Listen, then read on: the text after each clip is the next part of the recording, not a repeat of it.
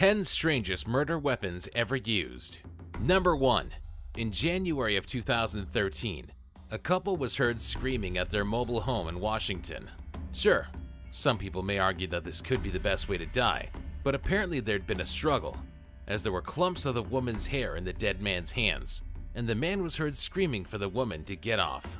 The authorities were called, and when they arrived, they saw a woman passed out on top of the man, her breasts covering his face. Number 2. A kid named Derrick Birdow went on a crazed murder inside of a church. Friends of his said he was not acting normal in the days prior to the attack.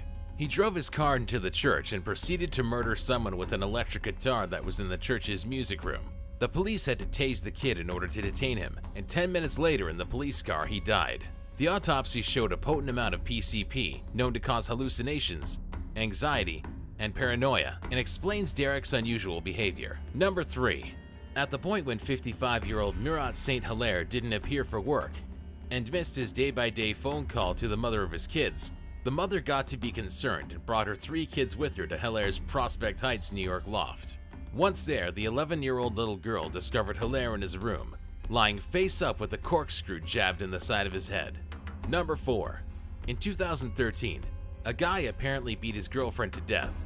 It is thought the murder weapon was an Xbox 360, as her body was found next to a bloodied one. Apparently, Johnson said he needed to offer her as a sacrifice, since she was some way or another controlling him without wanting to.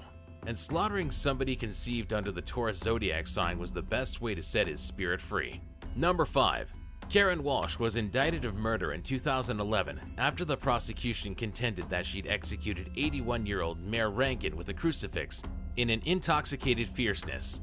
When the elder woman scolded Walsh to stop drinking and go deal with her 2-year-old child, Walsh keeps on affirming her blamelessness and says she just expended a small measure of vodka that day and simply went to visit Rankin to give her holiday cheers. Number 6. In 2011, a homeless Deborah Hewitt was accused of murdering her then-boyfriend. By this time, she'd been convicted of murder twice already, but it had been acquitted both times. The story goes that this woman had stomped on her boyfriend and then proceeded to remove her prosthetic leg and beat him to death with it, all while standing on one leg. She's now serving a life sentence in jail. Number 7. I'll start off by saying that no one died in this case, but it's so weird that it deserves a spot on this list. A Brazilian woman wanted a divorce from her husband, but he had declined her offer. Her next best idea was to simply remove him altogether from the equation. Her weapon of choice? Her vagina. Well, not so much her vagina, but poison that she laced her vagina with. At this point, she tried to get the man to perform oral sex, but he declined when he noticed a strange smell. He took her to the hospital, and it saved both of their lives. Number 8. Gunther Kaufmann. An actor in Germany came under fire when he was accused of murdering a friend by means of suffocation. His argument was that he didn't mean to kill him, he simply fell on him and then he stopped moving. This whole case seems fishy when you realize that his friend was also an accountant who had loaned him money, which went unpaid back to Kaufmann. Number 9.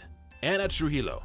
A previous massage specialist asserted that Alf Anderson had assaulted her while they were in his condo, and that she acted in self-protection by repeatedly stabbing him in the head with her stiletto heels. She asserted he got to be envious after another man purchased her a beverage at a club prior that night, which began a contention. They kept battling once they reached his loft, and neighbors called the police in the wake of listening to hints of an altercation.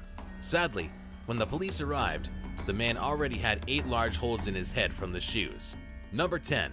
A man named Richard Clare got away out a window in a rehab center in Hertfordshire, Britain, to get cash from Timothy McGee that he apparently owed him.